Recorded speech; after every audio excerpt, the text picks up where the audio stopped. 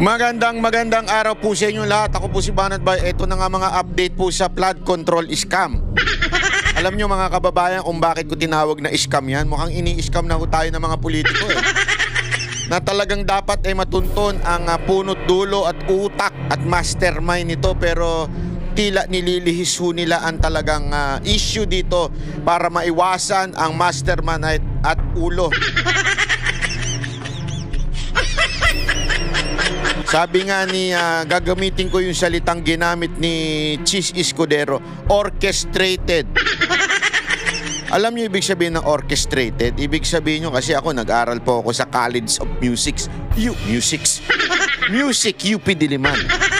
Kabisado ko pa yung aking student number. Pero alam mo yung orkestra, kasi naging parte tayo ng orkestra, yung mga pumutugtog-tugtog tapos tambol-tambol lang tayo. Minsan drum, ganyan. Ibig sabihin yan, may kanya-kanyang parte yan di ba? Yung strings, yung violin ba, tapos yung torotot, yung horn, di ba?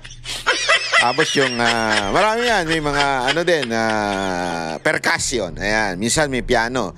So ganun ang orkestra, di ba? May kanya-kanyang parte. Itong nangyayari sa scam natin, sa flood control scam na yan, may kanya-kanyang parte. Parte dyan, yung media. O, di ba? Yung mga bayarang tangang media. O, alam na natin, yung mga bayarang tangang media. Kilala niyo yan, di ba? O, tapos yung mga tuta sa Senado. Mga gano'n, di ba? Mga tuta. Yung, alam mo na yon kung sino yung mga yon, di ba? Kinokontrol yan. Siyempre sa kamera, given na yan. Kasi yung Panginoon nilang tinamaan tapos syempre yung mga pinklawan. Kasama sa orkestra yung pinklawan na yan At syempre yung mga bayarang vlogger. Uy, balita ko yung mga bayarang vlogger. Balita ko yung bayarang vlogger daw di umano ni Tambi ay tinigil na. Kasi nga, nawalan na yung, wala na, medyo nadedelicates na. So, tapos yung iba, umaatras na rin para, alam mo yun, para kasi para hindi na sila mapahamak dahil nagkakabukingan na. Hindi, tanong natin kay Boss Toyo. Tanong nyo nga kay Boss Toyo. Boss Toyo, yung mga nakikinig dito na kilala ho si Boss Toyo, pwede ho bang pakitanong? Ako, tanong lang naman, itinigil na ba sa inyo ang pagpapala? Itanong nyo lang. Pwede naman niyang i-deny na hindi totoo yan. Pero bahala siya, basta itanong ninyo. Diba, itanong nyo sa kanyang page. Kasi ang balita ko, talagang yung mga bata nila, tinigil na. At ang balita ko nga, nababawasan pa siya ng subscriber at nagagalit pa yung mga tao sa kanila sa social media. Maaari po ba mga banateros, kung kayo talaga ay mga banateros, puntahan nyo sa social media. Tapos tanungin ninyo siya. O di ba kung tinigil na ba, kamusta ba, ano masasabi mo sa flood control project ni Romualdez? Tanong ninyo. Tingnan ninyo kung sasagot. Pag hindi sumagot, alam nyo na. Di ba? Anyway, isang pag-uusapan natin itong bagong banat po ni Vice President Sara Duterte. Pero alam mo, grabe dito mo mapapatunayan talaga na merong mga ilang media at saka mga tao na kasama dyan sa orkestra na yan. Pakinggan mo natin to Binanata ni Vice President Sara Duterte sina Pangulong Bongbong Marcos at Congressman Martin Romualdez. Sabi ng bise, mahina ang gobyerno habang kumikita raw ng kickback mula sa iligal na sugal si Romualdez. Sagot naman ng palasyo at ni Romualdez, puro kasinungalingan yan. Git ng dating speaker, guni-guni at imbento lang yan ng na-impeach na Vice Presidente. Nasa frontline na balitan yan si Mean Los Baños. Sa press conference ni Vice President Sara Duterte matapos dumalo sa pagdinig ng Senado para sa 2026 budget ng kanyang opisina, sinabi niyang tila walang ginagawa ang Administrasyong Marcos sa pang-aabuso sa mga institusyon ng gobyerno sa gitna yan ng anomalya sa flood control projects. Do you think the government is still stable? No. Ma'am, no. Our institutions are clearly abused. They are used for personal gain, and we have already seen the testimony of witnesses about corruption? Meron ba kayong nakikita at all na project na nakatulong sa ating bayan?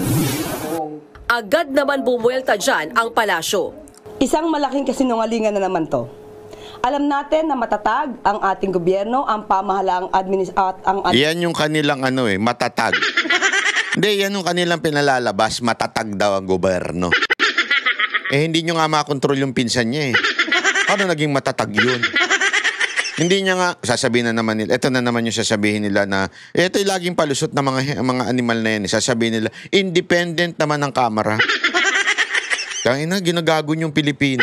Sa totoo lang ginagago yung Pilipino. Alam naman ng mga congressman na ang tawag lang sa Malacanang, di lang ako congressman, pati Senate, tawag lang sa Malacanang, yun ang talagang magpapalit ng speaker, magpapalit ng Senate President, even yung legislative, hindi check and balance yan, katarantaduhan yan. Wala akong naniniwala dyan. Diba? So, ibig sabihin, yung ginawa ng Kamara, nung panahon ni dating speaker, fired. Wag naman fired. Hindi, kasi sabi niya, impeach. VP Sara Duterte daw. Sige na nga, resigned speaker na si Romualdez. Wag nating sabihin na wala siyang kaalam-alam dyan. Alam mo, sabi nga nila, napakasimple lang nito, mga kababayan. Paikliin na natin ang proseso ng budget. Paikliin na natin. Ito, ganito lang yan kasimple. Budget nagsisimula sa executive branch through the DBM o yung Department of Budget Management. Magsisimula yan, dadalhin yan sa legislative, sa dalawang house, sa Senate at saka sa Kamara. Pag-uusapan, yan tinatawag na deliberation ng mga budget ng bawat ahensya ng gobyerno. So, nagsimula sa taas, binaba dito sa dalawang ito. After nyan, magsasama yung dalawang, itong Senate at saka itong House of Representatives, magsasama yan, BICAM. Diba? Tapos, i-deliberate.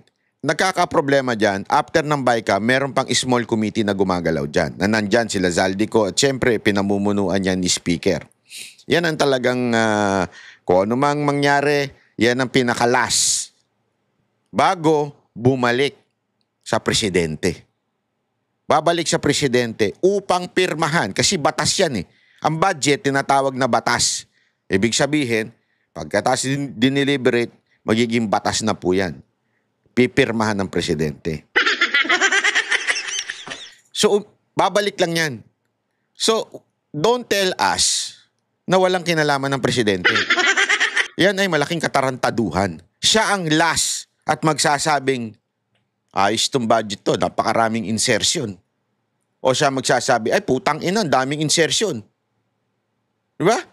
Yun ang huling batayan kung ito bang budget na ito ay masusunod.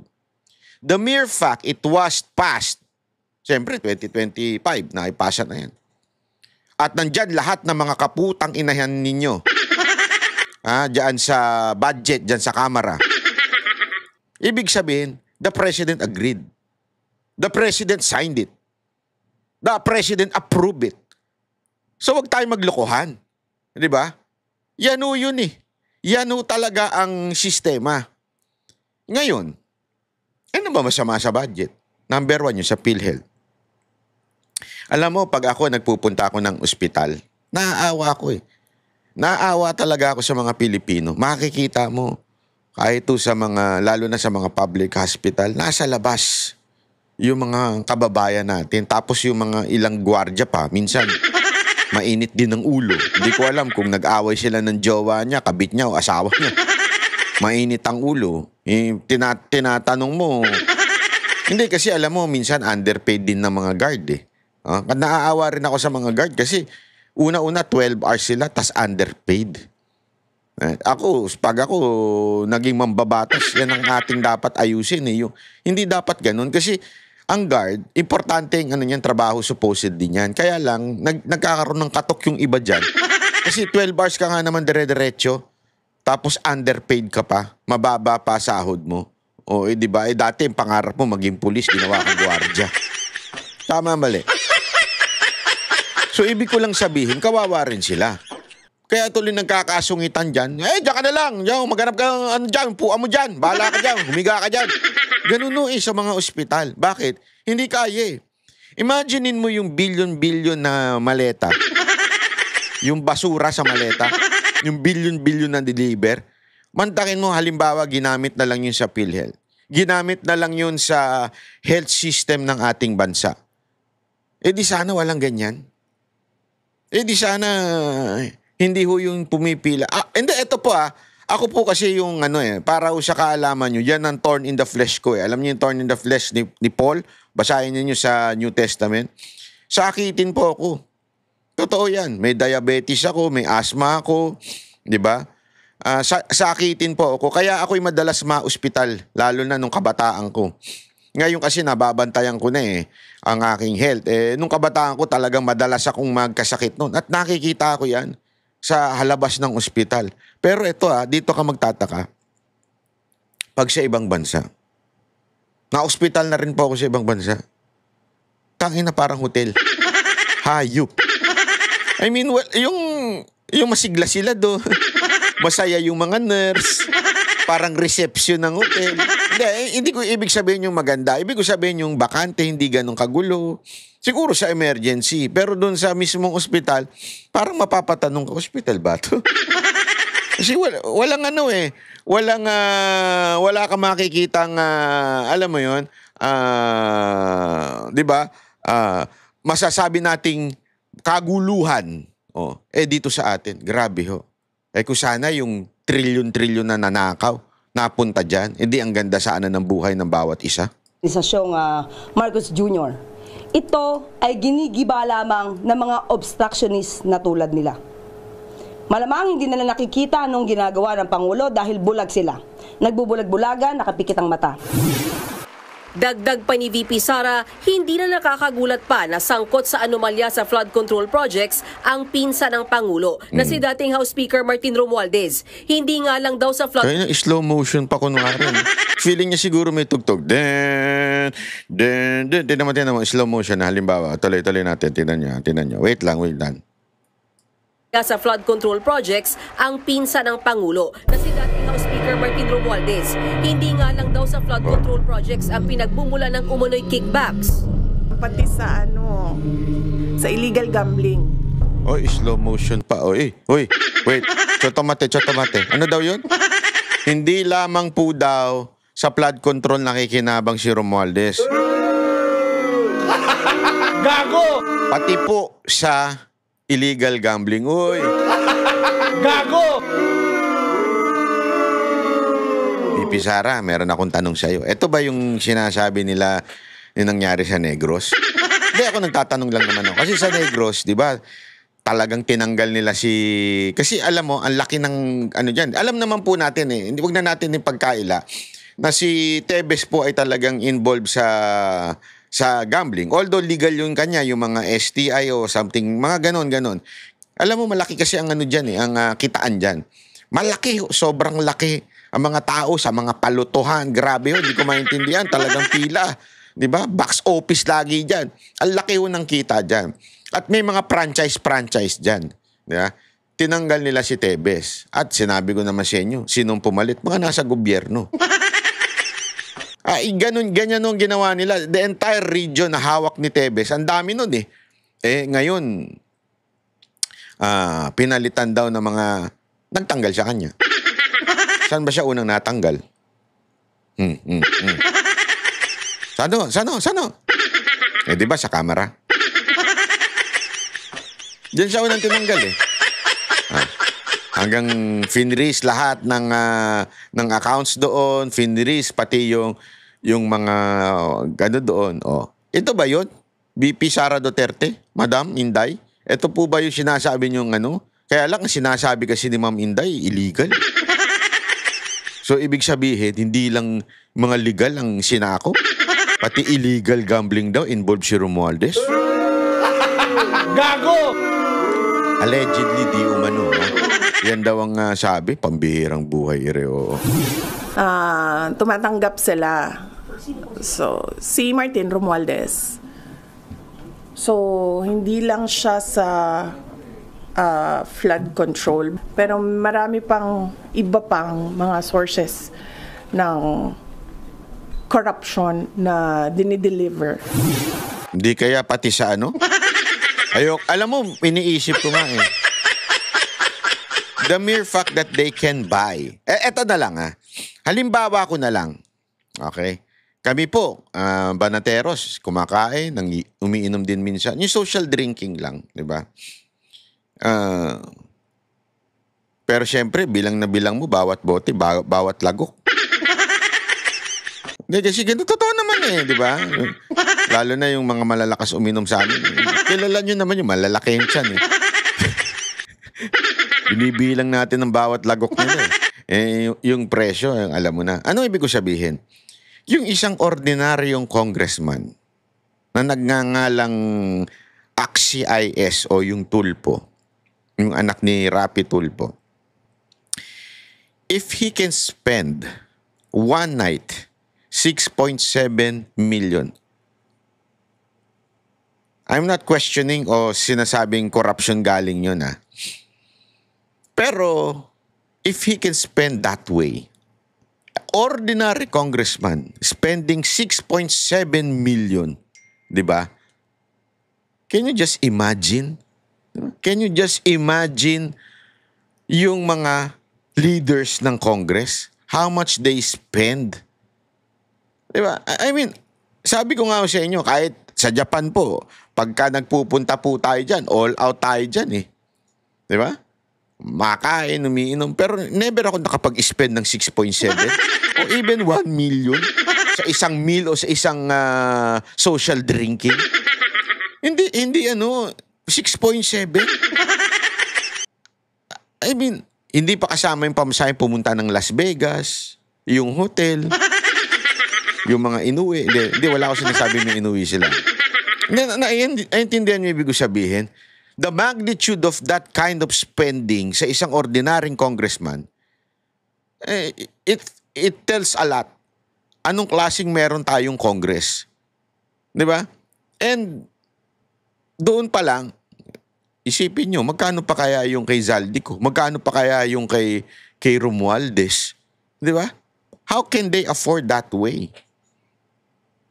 How?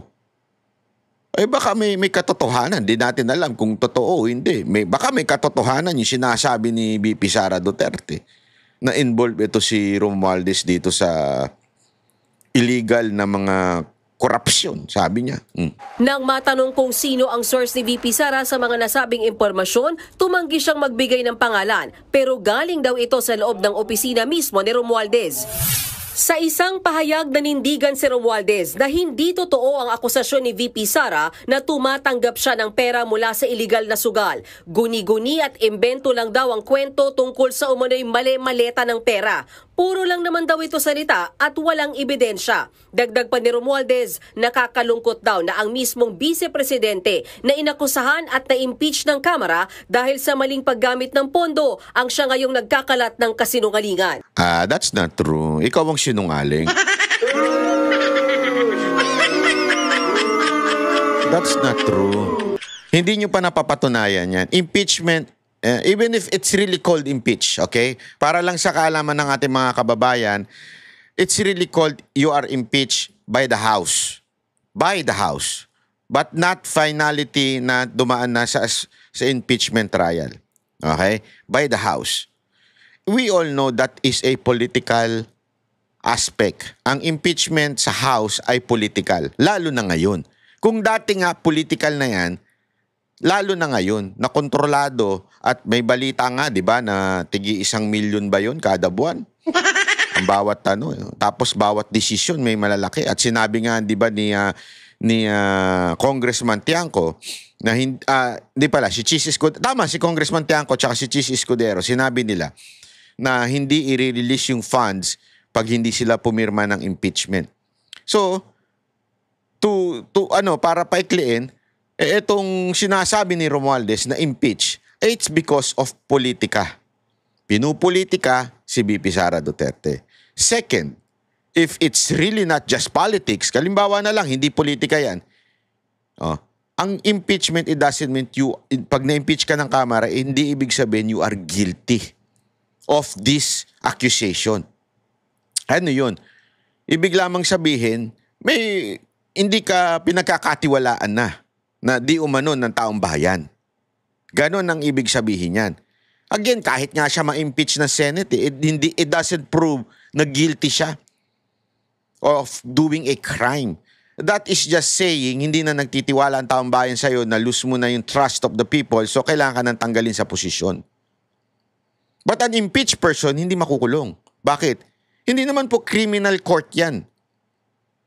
So, para sabihin mo na nagkakalat ng kasinungalingan, na paggamit ng pondo, that's not true. As a matter of fact, the highest rating na ibinigay ng COA ay nasa BP, di ba? Yung rating na ibinigay ng COA doon sa paggamit ng pondo ng OVP ay pinakamataas na ratings. So, this is an obvious step, yung impeachment, na politika lang. At kung titingnan naman natin ang tiwala ng taong bayan, ikumpara mo sa inyong dalawa. May nakakain ka ng alikabok. Hindi, ako nga, gusto kong tumakbo ito si Martin Romualdez eh. Gusto ko itong tumakbo na magkaalaman tayo. At saka para naman magkatrabaho yung mga vlogger niyo. Kaya na yung mga vlogger niyo, tanga na, bobo pa. Kuha-kuha kayo ng mga vlogger na sikat, natatanga-tanga naman. Hindi, kasi madalas silang ganyan eh. Kukuha sila ng mga sikat, di umano sa social media. Bakit di umano? Hindi naman kasi talaga sila sikat. Nagpapasikat lang. Mga sikat-sikatan sa social media na mga influencer, kukuha sila niyan. Tapos, pag nagpolitika, parang mga tanga magsalita. Yung mga argument nila parang pambata. Matalino sila mag-rap, mag-flip-top o kung ano-ano man. Pero pagdating na sa argumento, parang mga bobo, para kindergarten. Mas matalino pa nga eh. Panlalait pa nga yun sa mga kindergarten pag ikinumpara mo sila. Hindi, pagdating sa politika, ang tatangan niya mga yan. Sayad sa butang niyan, sayad yung utak niya parang naapakan. Namimilipit. Sabi nga nila, utak ipis. Tinanong din si VP Sara sa kung posible bang may kumpas din si Pangulong Bongbong Marcos sa mga anomalya sa flood control projects. Ito ang kanyang sagot. Sige nga. Budget natin, ang huling pumipirma dyan, ang Pangulo. Para siya maging batas, para yan ma-operationalize, para natin ma-implement yung batas na yan. Walang direktang sagot siya ng palasyo pero giniit nitong kumpas ng Pangulo ang dahilan kaya may investigasyon ngayon. Ang Pangulo mismo ang nagpasimula ng pag-iimbestiga na ito. Hindi tulad nung nakaraang administrasyon. Kaya na naman siya, hindi ba ka-move on? Move on! Ito si fake news Claire Castro. Mamaya papatunayan natin sa inyo kung paano ka-fake news yan. Kung paano nagpapakalat ng fake news yan. Huling-huli na yan eh. Anong nakita niyong pagbuyan niyang? Anong pagbuyan niyang? Salita ba yan ng mga...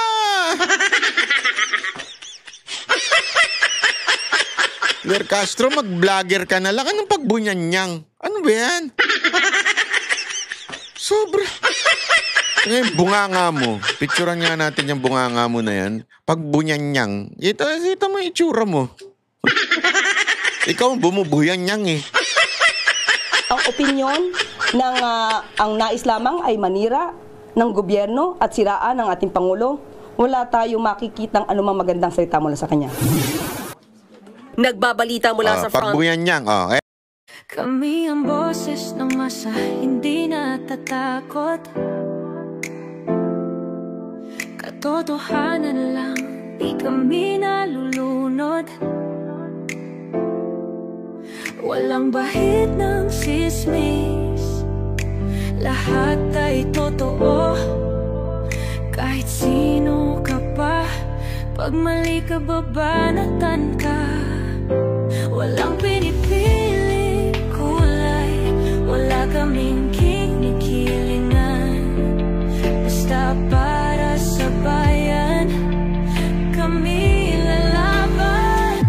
Pag tama palapakan, pag mali banatan. Di matitinag, di matatakot, para sa bayan tuloy ang sigaw.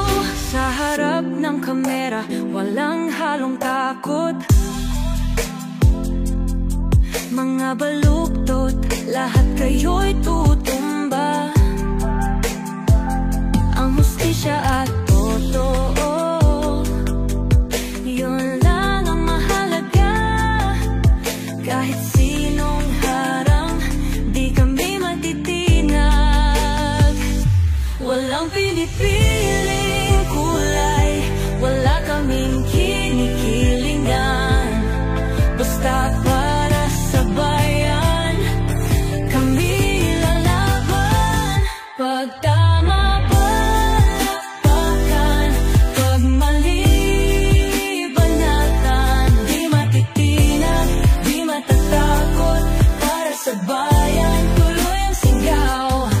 Kung nasa tama ka, ikaw ay aming kasama. Pero pag mali ka, handa ka na bang mabasag? Banateros kami, walang inuunan. Dahil bayan muna, bago ang sarili.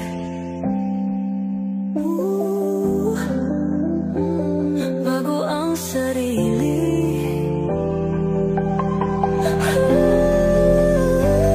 Pag tama palakpakan, pag mali banatan. Banateros ang sigaw, katotohanan ang